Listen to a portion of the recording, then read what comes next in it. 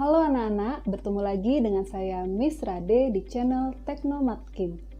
Pada kesempatan kali ini, kita masih dalam topik stoikiometri, di mana subtopik yang akan kita pelajari yaitu penentuan rumus senyawa hidrat, langkah perhitungan kimia, dan reaksi pembatas. Maka untuk lebih lengkapnya, mari kita simak video pembelajaran berikut ini.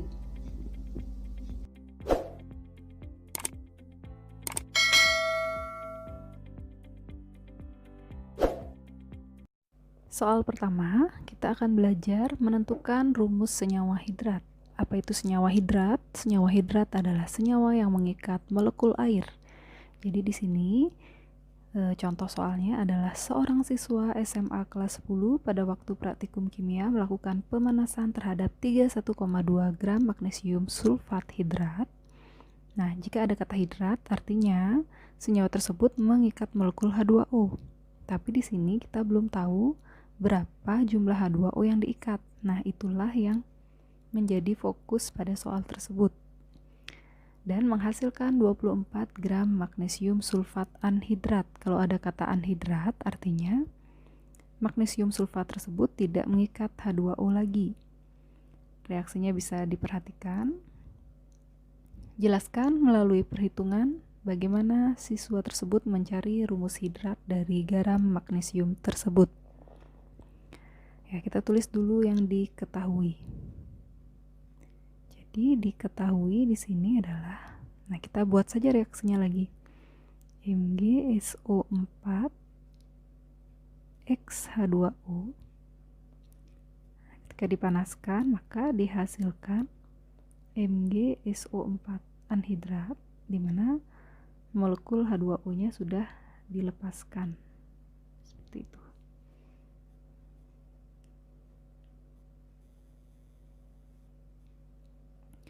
Selanjutnya di sini diketahui bahwa magnesium sulfat hidrat itu masanya 31,2 gram. Ketika dipanaskan, magnesium sulfat anhidratnya menjadi 24 gram. Berarti berapa massa H2O? Ya, berdasarkan penerapan hukum Lavoisier, massa H2O diperoleh dari selisih antara 31,2 gram massa magnesium sulfat hidrat dikurangi magnesium sulfat anhidrat.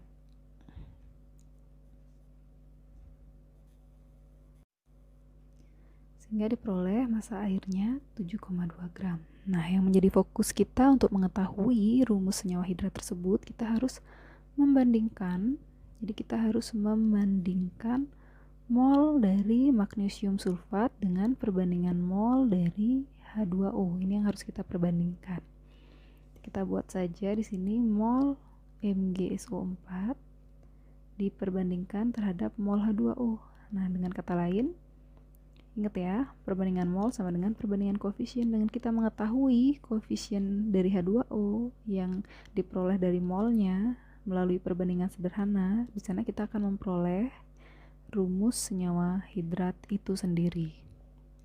Nah, pertama-tama kita cari MR-nya terlebih dahulu. Kita cari MR MgSO4. MgSO4. Nah, di sini MgSO4 itu AR-nya adalah 24. Karena jumlahnya 1 berarti 1 kali 24 berarti 24. S juga jumlahnya 1, berarti 1 kali 32 ya 32 ditambah O di sini jumlahnya 4. ARO 16 berarti 4 dikali 16 yaitu 64. Maka totalnya adalah 120. Kemudian MrH2O kita juga cari. MrH2O berarti ARH 1 karena hanya ada 2. Berarti 1 2 dikali ARH 1 ditambah O ada 1 dikali ARO 16 sehingga total MrH2O adalah 18. Kita sudah dapat MR-nya, sekarang tinggal proses untuk pencarian molnya. Mol itu sama dengan massa per MR ya. Mol massa per MR. Begitu pula H2O, massa per MR. Di sini kita peroleh, kita tahu massa MgSO 424 dibagi 120 banding massa H2O 7,2 bagi 18. Berarti 24 dibagi 120, kita sama-sama bagi 24, jadi kita dapat hasilnya adalah ini 1, ini 5. Kemudian 1/5 itu artinya 0,2. Kemudian 7,2 bagi 18. Hasilnya adalah 7,2 kita bagi 18, diperoleh hasil 0,4. Nah, sekarang tinggal kita sederhanakan menjadi bilangan bulat dan sederhana. Jadi kita sama-sama bagi 0,2. Sehingga sama-sama dibagi 0,2, diperoleh perbandingan sederhananya adalah 1/2, sehingga dapat disimpulkan rumus senyawa hidratnya. Jadi 2 ini akan masuk menggantikan nilai X-nya. Di sini juga diganti dengan 2 gitu. Jadi ini rumusnya menjadi MgSO4 2H2O. Ini namanya magnesium dihidrat, seperti itu.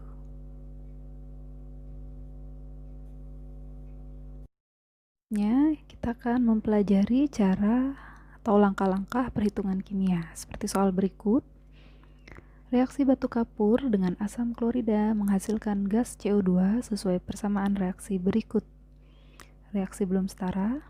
Jika batu kapur yang direaksikan sebanyak 20 gram, volume gas yang dihasilkan saat diukur pada keadaan standar sebanyak, ya seperti biasa kita tulis dulu yang diketahui. Jadi diketahui di sini adalah massa dari batu kapur. Jadi batu kapur itu sendiri adalah MCaCO3. Itu nilainya 20 gram. Kemudian pertanyaannya adalah volume gas yang dihasilkan. Nah, gas yang mana? Lihat, perhatikan reaksi yang mana gas. Yang gas adalah CO2, berarti yang ditanya adalah volume CO2. Seperti itu. Langsung saja kita jawab. Nah, jika ingin menjawab soalnya, kita tuliskan reaksinya terlebih dahulu. Di CaCO3, kita tulis di sebelah aja. CaCO3 ditambah HCl itu menghasilkan CaCl2 plus H2O plus CO2. Kita setarakan dulu. Ca di kiri 1, di kanan 1. C di kiri 1, di kanan juga 1. O di kiri 3, di kanan ternyata sudah 3. H di kiri 1, di kanan ada 2. Berarti ini dikali 2. Cl di kiri 2, di kanan sudah 2. Berarti reaksi sudah setara. Nah, kalau seperti ini sebenarnya mudah sekali. Di sini kita sudah diberikan massa CaCO3-nya 20 gram. Kemudian yang ditanya adalah VCO2 dalam keadaan standar atau dalam keadaan STP. Nah, apapun pertanyaannya, ingat singgah dulu ke mol. Jadikan dia mol. Berarti massa dari CaCO3 ini kita ubah jadi mol. Nah, hubungan mol dengan massa, ingat mol sama dengan massa dibagi mR. Berarti massanya di sini 20. Tinggal sekarang kita mencari mR CaCO3. Boleh langsung masukin aja mR-nya. Ca berapa? Berapa Ca di sini? 1 dikali AR-nya 40. Berarti 1 kali 40 40 ditambah C. C jumlahnya 1 di sini. ARC 12 berarti 40 tambah 12. Kemudian O. O-nya ada 3. HRO 16. 16 kali 3 48. Jadi 20 dibagi, jumlahkan AR-nya 40 tambah 12 itu 52, 52 ditambah 48 yaitu 100, sehingga diperoleh hasilnya 0,2 mol. Nah, mol CaCO3 diperoleh. Sekarang kita bisa proses untuk mencari mol dari CO2. Nah, mol CO2 kita bisa peroleh dengan perbandingan koefisien. Jadi mol CO2 kita peroleh dari perbandingan koefisien. Di koef ditanya per koef diketahui dikali mol diketahui.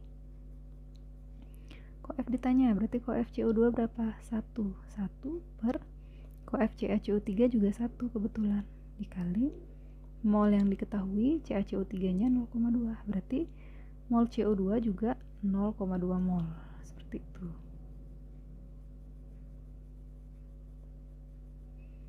Itu adalah mol CO2. Nah, sekarang tinggal kita mengubah menjadi volumenya dalam keadaan standar. Berarti volume, hubungan rumus mol dengan volume STP adalah mol dikali 22,4 liter per mol. Berarti 0,2 dikali 22,4, itu hasilnya adalah, nanti disederhanakan,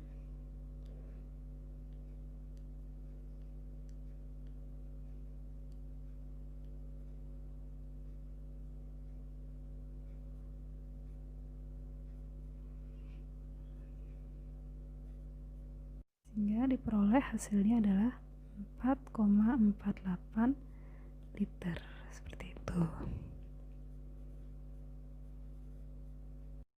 Nah, selanjutnya sekarang kita akan ke topik reaksi pembatas. Jadi, reaksi pembatas yang dimaksud di sini jika ada reaksi antara dua zat.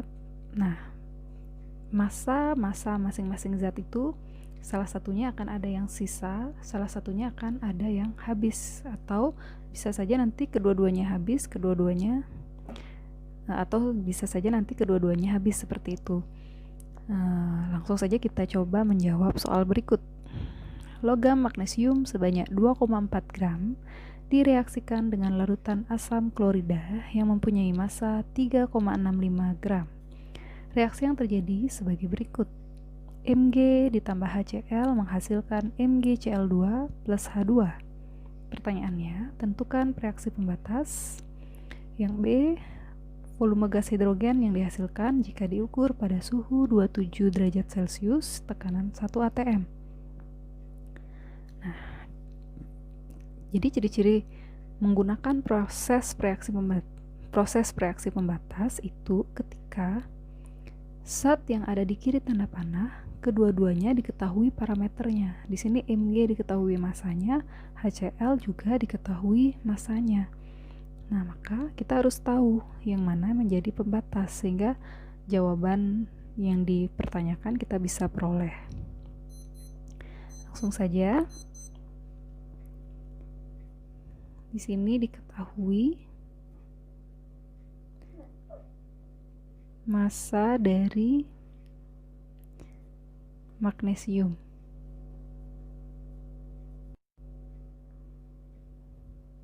Itu adalah 24 gram. Kemudian massa dari asam klorida atau HCl itu adalah 3,65 gram. Nah, pertanyaan yang A, kita jawab yang A dulu.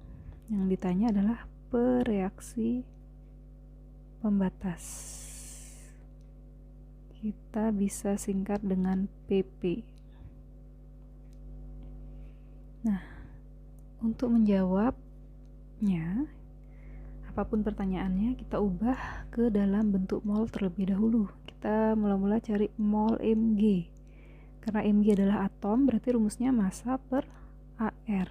Berarti 24 bagi AR dari Mg adalah 2,4. AR Mg-nya adalah 24. 2,4 bagi 24, kita peroleh hasilnya 0,1 mol. Kemudian kita cari mol HCl. Berarti massa per MR. Massa HCl adalah 3,65 mR-nya. Jadi kita langsung cari di sini. H AR-nya 1 ditambah Cl 35,5. Berarti 3,65 dibagi 36,5. Ternyata hasilnya sama 0,1 mol. Nah, ketika mol sudah diperoleh, kita langsung proses ke dalam reaksi pembatas. Kita tulis reaksinya. Jadi ada reaksi, ada mula-mula, ada yang bereaksi, ada yang sisa. Itu jadinya. Itu kunci dari proses reaksi pembatas. Kita buat reaksinya. Mg plus HCl menghasilkan MgCl2 plus H2. Di sini kita setarakan dulu. Reaksi harus setara. Mg di kiri 1, di kanan sudah 1. H di kiri 1, di kanan ada 2. Berarti HCl harus dikali 2. Cl di kiri 2, di kanan sudah 2. Berarti sudah setara. Kita masukkan molnya. Sini mol Mg itu nilainya 0,1. Mol HCl juga 0,1. Nah, bagaimana cara menentukan reaksi pembatas? Nah, caranya adalah membagi terlebih dahulu mol mula-mula dengan koefisien. Berarti Mg koef-nya adalah 1, atau kita tulis koef-nya juga bisa. Kita tulis koef-nya dulu. Koef Mg 1, koef HCl 2, koef MgCl2 1, koef H2 1. Nah, kita cari hasil bagi dari mol mula-mula dengan koefisiennya zat yang ada di kiri tanda panah. Berarti 0,1 bagi 1, kemudian yang HCl 0,1 bagi 2. 0,1 bagi 1 itu akan memperoleh nilai 0,1, sementara 0,1 bagi 2 itu akan memperoleh nilai 0,05. Nah, sekarang cek yang mana hasil bagi terkecil. Nah, kalau kita lihat dari pembagian ini ternyata diperoleh HCl yang hasil bagi mol mula-mula dengan koefisiennya paling kecil. Maka HCl di sini akan bertindak sebagai pereaksi pembatas. Apa itu pereaksi pembatas? Berarti HCl habis bereaksi. Maka seluruh mol HCl ini habis digunakan untuk bereaksi, berarti tidak ada sisa nanti di HCl. Itu maksud dari reaksi pembatas. Ya, jadi ini adalah reaksi pembatasnya. Nah, untuk produk mula-mula itu belum terbentuk ya. Jadi dalam reaksi pembatas, mula-mula produk belum terbentuk. Jadi nilainya 0. Mengapa demikian? Karena mula-mula reaksi belum terjadi. Reaksi terjadi di B ini. Dengan tanda B, itu B lambang dari bereaksi. Nah, untuk mengetahui Mg yang bereaksi, MgCl2 yang dihasilkan, H2 yang dihasilkan, itu menggunakan perbandingan koefisien. Jadi untuk mencari mol Mg yang bereaksi yaitu 1 koefnya Mg. Ya, jadi HCl di sini yang menjadi patokan karena dia menjadi PP. Berarti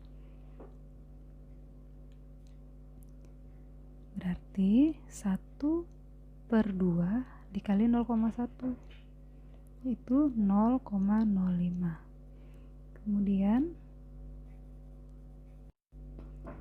Kemudian MgCl2 yang dihasilkan itu juga berdasarkan perbandingan koefisien, berarti 1/2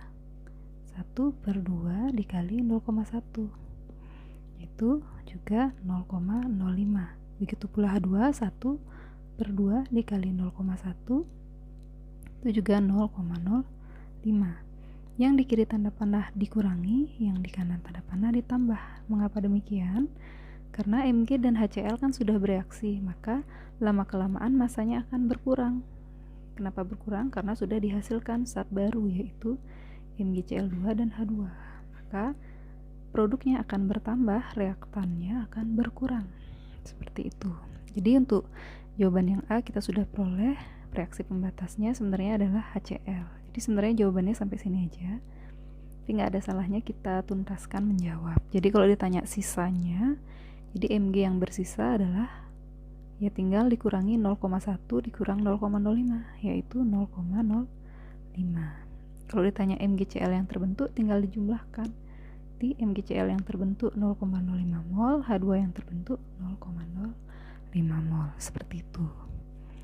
Kemudian yang B, pertanyaannya adalah volume gas hidrogen yang dihasilkan jika diukur pada suhu 27 tekanan 1 atm.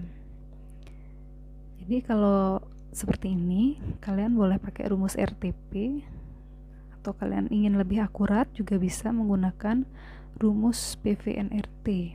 Ya, kalau kalian ingin memakai PVNRT bisa. Karena yang ditanya H2 ya fokus molnya ya di sini. Ini adalah mol H2 0,05.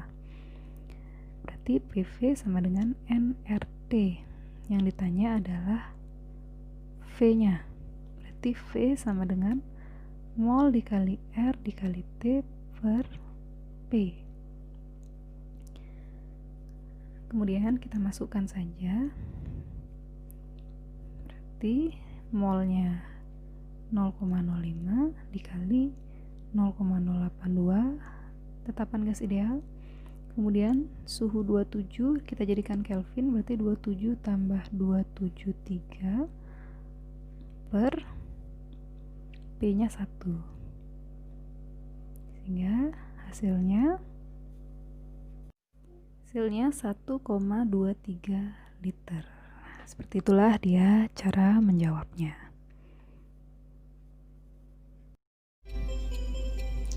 Sekian video pembelajaran hari ini, semoga bermanfaat. Jangan lupa dukung terus channel kami dengan klik like, komen, dan subscribe. Terima kasih.